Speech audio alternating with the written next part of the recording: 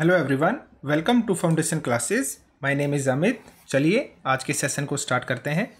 देखिए, ये हमारा ईवीएस का जो हमने पीवाईक्यू सीरीज स्टार्ट की है उसका सेट नंबर 2 है।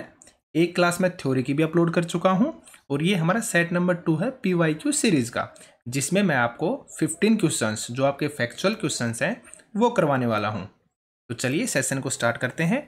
और ये क्लास आपके हर एग्ज़ाम के लिए इम्पोर्टेंट है, सिर्फ और सिर्फ टीचिंग एग्जाम नहीं, आप किसी भी एग्ज़ाम को दीजिए, एनसीईआरटी का मोस्ट इम्पोर्टेंट रोल होता है।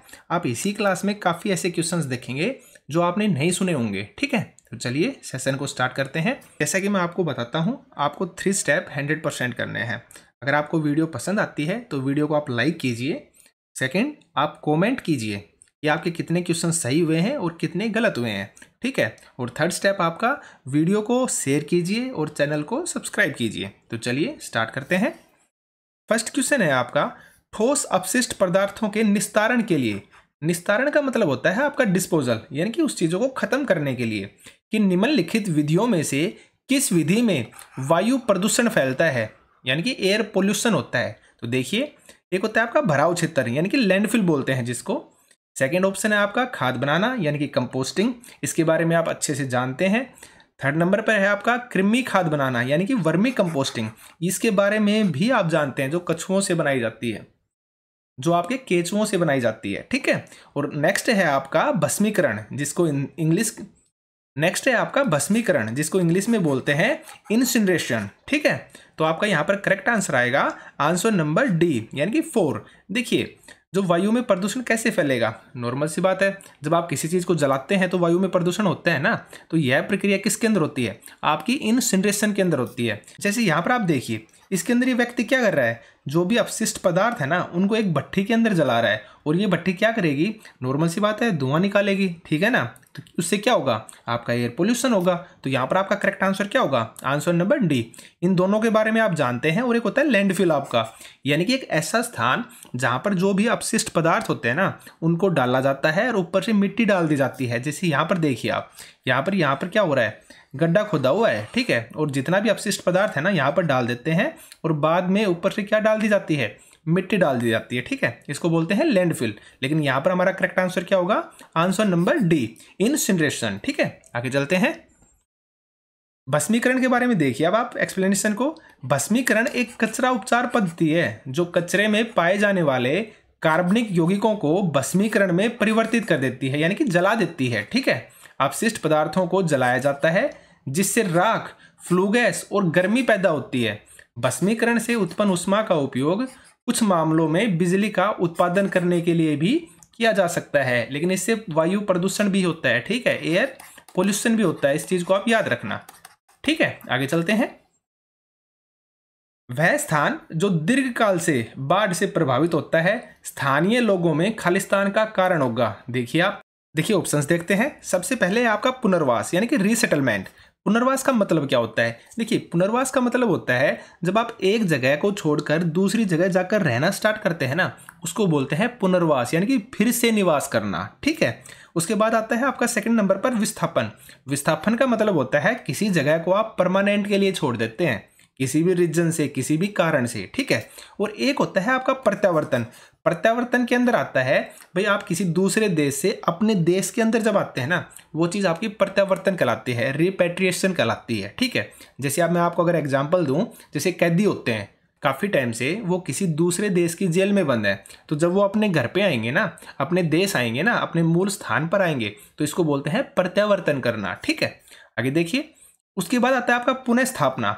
ठीक है, पुनः स्थापन यानी कि रिहेबिलिटेशन, ये भी क्या होता है, आपका फिर से स्थापित होना। ठीक है, ये भी आपका क्या कहलाता है, फिर से स्थापित होना। तो यहाँ पर आपका करेक्ट आंसर क्या आएगा, आंसर नंबर बी, यानी कि प्रभाव के कारण, बाढ़ के प्रभाव के कारण आपने क्या किया, वहां से डिस्प्लेसमेंट कर लिया, वहां से विस्थापन कर लिया। ठीक है, आगे चलते हैं। टैपियोका का दूसरा नाम क्या है, देखिए ये आपके प्रीवियस ईयर क्वेश्चंस हैं जो सीटेट के अंदर आए हुए हैं। ठीक है, और ये टॉपिक मैंने कल ही थ्योरी के अंदर करवाया था, अगर आपको याद हो तो टैपियोका का दूसरा नाम क्या है बताइए आप। मूली बोलते हैं, या फिर इसको कप्पा बोलते हैं, या फिर इसको गिंगर यानी कि अदरक बोलते हैं, या फिर शकरकंदी स्वीट पोटैटो बोलते हैं। मैंने कल ही ये टॉपिक करवाया था, मैंने बोला ना इनसे बाहर आपको कभी कुछ नहीं मिलेगा। अभी तो हमारी सिर्फ एक थ्योरी की क्लास हुई है। तो देखिए यहाँ पर आपका करेक्ट आंसर क्या आएगा? आंसर नंबर बी, यानी कि कप्पा कहते हैं इसको। और ये आप चित्र देख सकते हैं, ये शकरकंदी की तरह लगती है, लेकिन शकरकंदी होती नहीं है, ये होता है आपका टेपियोका। ठीक है, आगे देखते हैं। इसकी एक्सप्लेनेशन देखिए, मैंने कल करवाया था थ्योरी के अंदर। टेपियोका, जिसको हम वैज्ञानिक नाम क्या है जिसका?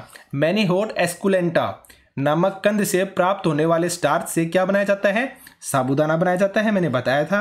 और ये कहाँ का पौधा है? ये आपके दक्षिणी अमेरिकी मुल्क है, लेकिन भारत के अंदर भी उगाया जाता है। और इसको क्या कहते हैं? हम कसावा भी कहते हैं। ठीक है, तो क्या नाम हो गए? कसावा भी हो गया आपका, कप्पा भी हो गया आपका, और आपका क्या हो गया? टेपियोका। इन तीनों नाम को आप याद रखना, और ये चीज भी याद रखना, इससे क्या बनाया जाता है? साबूदाना बनाया जाता है। और कहाँ का है? ये अमेरिकी मूल का है, लेकिन भारत के अंदर भी उगाया जाता है। ठीक है, आगे चलते हैं। नेक्स्ट क्वेश्चन देखिए आप, हांगकांग में निम्नलिखित में से कौन सा भोजन लोकप्रिय है? देखिए, हमने कल ही पढ़ा था इस क्वेश्चन को, अगर आपको याद हो तो मैंने थ्योरी क्लास में करवाया था, इसलिए मैं बोलता हूं इससे बाहर आपको कुछ भी नहीं मिलने वाला है। ठीक है, तो ऑप्शंस देखते हैं। सोमजैम नहीं है भाई। उसके बाद है लिंग हु फेन, हाँ ये आपका राइट है। मैंने बताया था ना ली चेन करैक्टर के बारे में। अगर ली चेन करैक्टर है और वो कहती है कि मेरी माँ को सांप खाना पसंद है, तो सांप से बनी जो डिश होती है ना वो खाना पसंद है, तो जब भी हमारा मन करता है तो हम पास के होटल में जाकर लिंग हु फेन को खा लेते हैं। ठीक है, तो ये आपकी सांप से बनी एक डिश होती है, ये आप देख सकते हैं, मैंने यहाँ पर चित्र लगाया आपके लिए, इमेज लगाई है। ठीक है, तो यहाँ पर आपका करेक्ट आंसर क्या हो जाएगा? Answer number B. आगे चलते हैं। देखिए, मैंने लिख दिया है, लिचेन कहती है मुझे और मेरी माँ को सांप खाना पसंद है। जब भी मेरी माँ सांप खाने की इच्छा होती है तब हम पास के होटल में जाकर क्या खा लेते हैं? लिंग हु फेन खा लेते हैं। ठीक है, और ये स्टेटमेंट कहाँ से है? हांगकांग से है। आगे देखिए, सरसों के तेल में बनी मछली का संबंध कहाँ से है? मैंने बताया था आपको, कश्मीर से। लेकिन अगर नारियल के तेल में बनी समुद्र की मछली पूछ लेना तो वो आपका आएगा गोवा से। ठीक है, और नारियल डली हुई किसी भी करी के साथ उबला हुआ आपका कप्पा यानी कि टेपियोका, ये होता है आपका केरल से। ठीक है, आगे चलते हैं। पक्षी की किस प्रकार की चोंच मांस को काटने और खाने के काम आती है? तो देखिए, तिकोने आकार की चोंच, उसके बाद है सीधी और पतली चोंच, या फिर आपकी हुक जैसी चोंच यानी कि हुक बीक, या फिर आपकी लंबी पतली और सुई जैसी चोंच यानी कि लॉन्ग थिन और नीडल लाइक बीक। तो यहां पर जो आपका करेक्ट आंसर आएगा वो आएगा आंसर नंबर सी, यानी कि जो हुक्ड बीक होती है ना वो आपकी मांस को काटने और खाने के काम आती है। यहाँ पर आप डायग्राम में देख सकते हैं, ये है आपकी हुक्ड बीक। ठीक है, इस टाइप की यानी हुक जैसे शेप की होगी वो आपकी। ठीक है, आगे चलते हैं। एक अध्यापिका को कक्षा 4 को शीघ्रता से बनने वाले नाश्ते के संबंध में कक्षा में पढ़ाना है, तो शीघ्रता से निम्नलिखित में से कौन सा व्यंजन तैयार किया जा सकता है? तो देखिए आप, फर्स्ट ऑप्शन है आपका एग सैंडविच यानी कि अंडे का सैंडविच, नेक्स्ट है आपका कस्टर्ड, या फिर आपका डोसा, या फिर आपकी भेलपूरी। तो इसका जो करेक्ट आंसर माना गया है वो है आंसर नंबर डी, यानी कि भेलपूरी। आपकी जो भेलपूरी है इन सब में से सबसे फास्ट बन जाएगी। ठीक है, तो करेक्ट आंसर क्या होगा? Answer number D. आगे चलते हैं। पटचित्र, ठीक है, इंग्लिश में भी इसको पटचित्र ही दिया गया है कि कला किस राज्य की पारंपरिक या पेंटिंग हस्तशिल्प है? तो देखिए आप, मध्य प्रदेश की है, उड़ीसा की है, गुजरात की है, या फिर महाराष्ट्र की है? यहां पर आपका करेक्ट आंसर आएगा आंसर नंबर बी, यानी कि उड़ीसा की है। ठीक है, पटचित्र कहाँ की कला है? आपके उड़ीसा की। ठीक है, आगे देखते हैं। एक्सप्लेनेशन देखिए, जो पटचित्र है वो उड़ीसा के समृद्ध कला और संस्कृति का क्या है? प्रतीक है। आप याद रखना इस चीज को। और यह किसके रूप में? भगवान जगन्नाथ जो होते हैं ना, ये उड़ीसा के भगवान है, भगवान जगन्नाथ, और उसके मंदिरों में परंपराओं से निकटता से संबंधित है इसका। यानी कि जो पटचित्र कला है ये किस भगवान से रिलेटेड है? जगन्नाथ भगवान से रिलेटेड है। ठीक है, जगन्नाथ यात्रा भी होती है ना, कहाँ पर होती है? आपकी उड़ीसा के अंदर। ठीक है, अगर आपसे पूछ ले मधुबनी जो पेंटिंग है उसका रिलेशन कहाँ से है, तो देखिए आपके बिहार से है। लेकिन बिहार ना पूछकर आजकल ऑप्शंस के अंदर आपको मिथिला मिल जाएगा, तो आप ये चीज़ याद रखना कि मिथिला कहाँ पे पड़ता है? आपके बिहार के अंदर पड़ता है। ठीक है, अगर आपसे सांझी पेंटिंग पूछी जाती है तो वो आपकी उत्तर प्रदेश की है। अगर वर्ली या पिंगुली की बात की जाती है तो आपकी कहाँ की है? महाराष्ट्र की। वर्ली या पिंगुली कहाँ की है? महाराष्ट्र की। और एक वर्ली जनजाति है वो भी कहाँ पर रहती है? महाराष्ट्र के अंदर ही मिलती है। ठीक है, और अगर आपसे कुर्मी, मुंडा, पैटकर या फिर कोहवार अगर ये पूछा जाता है तो ये जो चित्रकला है ये है आपकी झारखंड की। ठीक है, आप इन सबको भी याद रखना। कुर्मी, मुंडा, पैटकर और कोहवार कहाँ की है? झारखंड की। वर्ली और पिंगुली आपके महाराष्ट्र की है। ठीक है, आगे चलते हैं। महामारी के दौर में चिकित्सकों ने विटामिन सी से भरपूर भोजन करने का परामर्श दिया, उस समूह को चुनिए जिसमें विटामिन सी प्रचुर मात्रा में है। ठीक है, विटामिन सी के बारे में पूछा जा रहा है। ठीक है, आपको पता होगा विटामिन सी के बारे में। देखिए आप ऑप्शंस को, ब्रोकली, सोयाबीन और काली मिर्च। देखिए ब्रोकली के अंदर विटामिन सी होता है, काली मिर्च में नहीं होता। जबकि शिमला मिर्च अगर आपसे कही जाती है ना, तो शिमला मिर्च के अंदर विटामिन सी मिलता है आपको। ठीक है, लेकिन जो सोयाबीन है, सोयाबीन के अंदर मिलेगा आपको विटामिन बी या फिर विटामिन ई। सोयाबीन के अंदर ये दोनों होते हैं, विटामिन बी भी होता है और विटामिन ई भी होता है। ठीक है, आगे देखिए, यहाँ पर फिर से आपका सोयाबीन आ गया, तो इसलिए ऑप्शन आपका गलत हो जाएगा। संतरा में विटामिन सी होता है, स्ट्रॉबेरी में भी क्या होता है, विटामिन सी होता है। ठीक है, बट सोयाबीन में नहीं होता। आगे देखिए, दूध, स्ट्रॉबेरी और नींबू, भाई नॉर्मल सी बात है, नींबू में भी विटामिन सी है, स्ट्रॉबेरी में भी है, लेकिन दूध के अंदर विटामिन सी नहीं होता। आप एक चीज और याद रखना, दूध के अंदर दो चीजें कभी भी नहीं मिलती, एक तो आपका विटामिन सी और एक आपका आयरन। ठीक है, और ये क्वेश्चंस काफी पूछे जाते हैं कॉम्पिटिटिव एग्जाम के अंदर। अगर दूध में निम्नलिखित में से क्या नहीं पाया जाता, तो आप याद रखना विटामिन सी और एक आपका आयरन। ठीक है, ये दोनों चीजें दूध के अंदर नहीं मिलती हैं। आगे देखिए, एक ऑप्शन बचा लास्ट, ये आपका करेक्ट हो जाएगा। यानी कि ब्रोकली में भी विटामिन सी, स्ट्रॉबेरी में भी और आपके नींबू में भी, इन तीनों में आपका विटामिन सी होता है। ठीक है, तो करेक्ट आंसर नंबर डी। आगे चलते हैं, मैंने यहां पर लिख भी दिया है आपका। देखिए, ब्रोकली के अंदर, कीवी के अंदर, शिमला मिर्च में, संतरा में और नींबू में, इन सब में क्या होता है आपका विटामिन सी होता है। और सोयाबीन में क्या मिलता है, विटामिन बी या फिर विटामिन ई। ठीक है, आगे चलते हैं, नेक्स्ट क्वेश्चन देखिए, किस राज्य में झूम कृषि यानी कि झूम कल्टीवेशन की प्रथा सामान्य है। तो देखिए, झूम कृषि के बारे में मैंने आपको बताया था थ्योरी क्लास में। अगर जो झूम कृषि होती है ना, वो कहाँ पर की जाती है, भारत के अंदर की जाती है। और किन राज्यों में, आपके जो नॉर्थ ईस्ट के राज्य है ना, वहां पर की जाती है आपकी झूम कृषि। नॉर्थ ईस्ट का मतलब क्या हो गया, आपके असम हो गया, आपका मिजोरम हो गया, ठीक है, नागालैंड हो गया, अरुणाचल प्रदेश हो गया। यानी कि आपके नॉर्थ ईस्ट के जितने भी स्टेट है ना, उनके अंदर की जाती है आपकी झूम कृषि। अब झूम कृषि होती क्या है, देखिए झूम कृषि को स्थानांतरित कृषि भी बोलते हैं। क्या बोलते हैं, स्थानांतरित कृषि। इसमें क्या किया जाता है, जैसे एक जंगल है, जंगल का एक एरिया है, उसके अंदर जितने भी पेड़ होते हैं ना, उनको काट दिया जाता है, काट के जला दिया जाता है। और ये जो खाली स्थान बचता है ना, जो जगह बनती है, इसके अंदर बीज बो दिए जाते हैं। ठीक है, और जैसे ही कुछ समय बाद इसकी जो उपजाऊ शक्ति कम हो जाती है ना इस जमीन की, तो इसको वो छोड़ देते हैं और कहीं दूसरी जगह पर जाकर सेम प्रोसेस को वो रिपीट करते हैं। ठीक है, इसको बोलते हैं झूम कृषि। इस चीज को आप याद रखना। तो यहाँ पर आपका करेक्ट आंसर क्या आएगा, आंसर नंबर बी, यानी कि मिजोरम के अंदर की जाती है आपकी झूम कृषि। आगे चलते हैं, दक्षिण भारत में मनाए जाने वाले फसल काटने यानी कि हार्वेस्ट फेस्टिवल के बारे में पूछा जा रहा है। इससे संबंधित पर्व कौन कौन से हैं, तो देखिए, और दक्षिणी भारत की बात हो रही है, तो आप देखते हैं, देखिए पोंगल, उगादी, बिहू और लोहड़ी। अब आप लोहड़ी के बाकी चाहिए आपको मत पता हो, लेकिन आपको लोहड़ी के बारे में पता है, ये कहां पर मनाई जाती है, आपके पंजाब के अंदर। ठीक है, तो ये भी आपका ऑप्शन गलत हो गया। इसमें है तो ये भी आपका गलत हो गया, बचे आपके ये। अब इनमें से देखिए फसल वाले कौन से हैं, तो यहां पर जो आपका करेक्ट आंसर है ओणम, पोंगल, उगादी और विशु, यानी कि आपका आंसर नंबर सी है। ये आपका क्या होगा, करेक्ट आंसर होगा। तो चलिए एक्सप्लेनेशन को देखते हैं। ओणम, देखिए ओणम जो त्योहार है ना, ये आपका केरल में मनाया जाता है। और कब मनाया जाता है, मानसून के समय में मनाया जाता है। ठीक है, यानी कि जुलाई के आसपास। ठीक है, उसके बाद देखिए पोंगल, पोंगल जो फेस्टिवल है वो आपका तमिलनाडु का है और ये फसल के लिए ही मनाया जाता है। और इसमें क्या किया जाता है, सूर्य व प्रकृति को है ना धन्यवाद दिया जाता है। किस बात का, फसल के लिए कि हमारी फसल अच्छी हुई है। ठीक है, और जो विशु फेस्टिवल है ये भी आपका कहाँ पर मनाया जाता है, केरल में मनाया जाता है। और इसे केरल का नया साल बोलते हैं। इस चीज को आप याद रखना, केरल का नया साल किसको बोलते हैं, विशु फेस्टिवल को बोलते हैं। और ये कब होता है, आपकी वसंत ऋतु में होता है। ठीक है, आगे चलिए, उगादी, उगादी कब होता है, आपके कर्नाटक में होता है। और ये भी किसके लिए होता है, आपकी फसल के लिए होता है। और जो बिहू है ये आपका असम में होता है और ये भी किस सीजन में होता है, आपकी वसंत ऋतु में होता है। तो यहाँ पर आपका करेक्ट आंसर क्या हो जाएगा, ओणम, पोंगल, उगादी और विशु। ठीक है, देखिए ये कितना डिफिकल्ट क्वेश्चन है एक तरह से। अगर आप देखें ना, यहाँ पर इन्होंने ये नहीं पूछा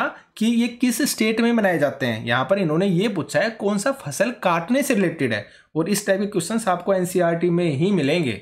और अगर आप डिटेल से पढ़ लेते हैं तो काफी कंसेप्ट आपके क्लियर हो जाएंगे। ठीक है, आगे चलते हैं। वर्ली जनजाति वर्ली कला के लिए सुप्रसिद्ध है, जो कि खालिस्तान में बनती है। देखिए मैंने अभी बताया था आपको, वर्ली जनजाति के बारे में मैंने आपको बताया था। ये जनजाति कहाँ की है? आपकी महाराष्ट्र की है, क्योंकि मैंने वर्ली कला के बारे में अभी थोड़ी देर पहले ही बताया था। कहाँ की कला है? महाराष्ट्र की कला है। और जो वर्ली जो जनजाति है, ये जो वर्ली कला बनाती है, ये बनती है आपकी गाय के गोबर से और मिट्टी से। ठीक है, इस चीज को आप याद रखना। नेक्स्ट क्वेश्चन देखिए, भारत के किन राज्य समूहों से कर्क रेखा गुजरती है? तो देखिए आपको पता होना चाहिए, जो कर्क रेखा है ना, वो भारत के 8 स्टेट से गुजरती है। अब ये 8 स्टेट कौन कौन से हैं वो देखते हैं हम। देखिए यहाँ से आपकी कर्क रेखा आती है और वो आपका हल्का सा आपको राजस्थान को टच करेगी गुजरात से होते हुए। उसके बाद आपका मध्य प्रदेश में, मध्य प्रदेश के बाद आपके हल्का सा छत्तीसगढ़ के अंदर, फिर झारखंड में, फिर पश्चिम बंगाल के अंदर, उसके बाद त्रिपुरा में और फिर मिजोरम में। ठीक है, तो इस तरह से होती हुई जो आपकी कर्क रेखा है वो निकल जाती है। और कितने राज्यों में से? आपके 8 स्टेट में से गुजरेगी। ठीक है, तो यहाँ पर देखिए आप, उत्तर प्रदेश हो गया, नहीं होगा तो ये आपका आंसर गलत हो जाएगा। छत्तीसगढ़, गुजरात और झारखंड, हाँ इन तीनों में से निकलती है, तो ये कहीं ना कहीं आपका क्या है? सही है। ऊपर देखिए, उत्तर प्रदेश, छत्तीसगढ़ और उड़ीसा, उड़ीसा में नहीं होता, कैंसिल हो गया। इसमें फिर उड़ीसा आ गया तो ये भी कैंसिल हो गया। राइट आंसर क्या होगा? Answer number B. आगे देखते हैं।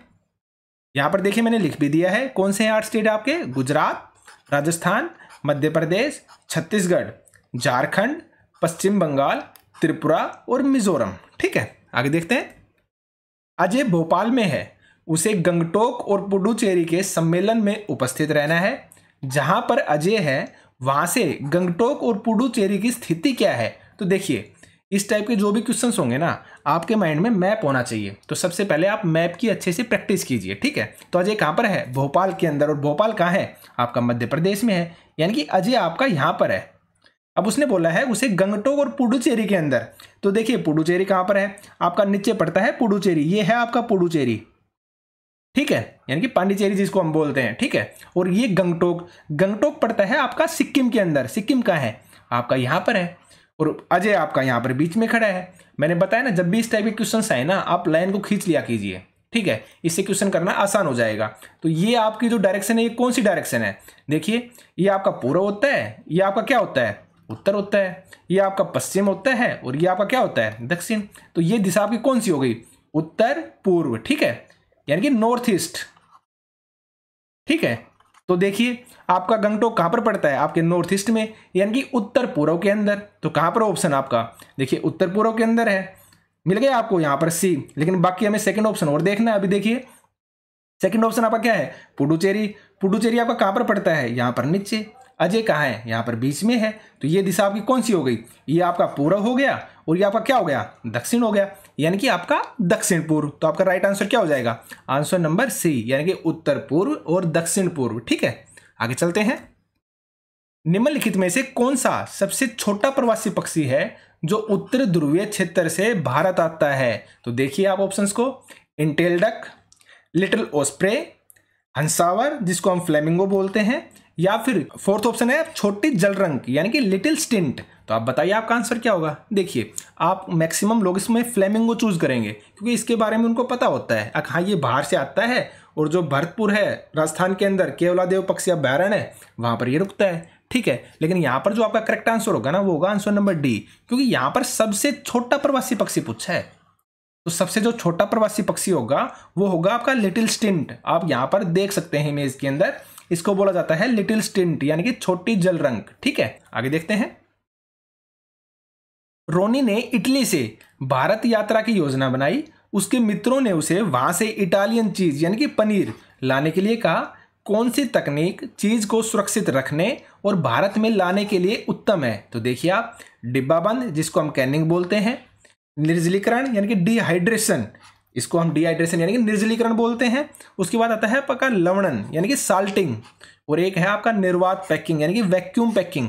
तो यहाँ पर जो आपका करेक्ट आंसर होगा ना, वो होगा आंसर नंबर डी, यानी कि निर्वात पैकिंग। वैक्यूम पैकिंग का मतलब ये होता है ऐसी पैकिंग जिसके अंदर हवा तक न जा पाए। यहाँ पर आप देख सकते हैं एक पॉलीथीन का जो बैग है उसके अंदर इस तरह से पैकिंग की गई है, अंदर हवा तक नहीं जा पाती है। तो अगर अंदर हवा नहीं जा पाएगी तो नॉर्मल सी बात है, जो भी खाना है उसके अंदर वो बाहर की चीज़ों से रिएक्ट नहीं कर पाएगा और इससे क्या होगा, वो कम वो ज़्यादा समय तक खराब नहीं हो पाएगा। ठीक है, तो यहाँ पर जो आपका करेक्ट आंसर है वो क्या आएगा, आंसर नंबर डी। और डिब्बा बंद का मतलब होता है कैनिंग, और कैनिंग क्या होता है ना, इससे तो गर्मी पैदा होती है और जो पनीर होता है वो गर्मी के अंदर खराब हो जाता है। ठीक है, तो आपका जो राइट आंसर क्या आएगा, आंसर नंबर डी। तो देखिए ये आपके 15 क्वेश्चन थे। आपको काफ़ी क्वेश्चन ऐसे मिले होंगे जो आपने देखे तक नहीं होंगे। और देखिए ये आपकी जो बचपन की जो छोटी क्लासेज है ना, और इनमें भी आप कंफ्यूज हुए होंगे, इसलिए मैं बोलता हूँ एनसीईआरटी करना मोस्ट इंपॉर्टेंट है। आपको काफ़ी कुछ सीखने को मिलेगा। तो इन क्लासेस को आप 100% देखिए। ये अलग अलग दूर दूर चीज़ें दी गई हैं, मैं इनको एक साथ एक जगह पर करके आपको प्रोवाइड करवा रहा हूँ। ठीक है ना, तो इसके लिए बहुत ही मेहनत लगती है। ठीक है, 5 से 6 घंटे मेरे को लग जाते हैं एक क्लास को रेडी करने में। ठीक है, तो चलिए आज के सेशन में सिर्फ इतना ही है। अगर आपको वीडियो अच्छी लगती है तो प्लीज़ वीडियो को लाइक कीजिए, शेयर कीजिए और चैनल को सब्सक्राइब कीजिए और कमेंट करना बिल्कुल भी ना भूलें। ठीक है, तो आज के सेशन में इतना ही। Thank you.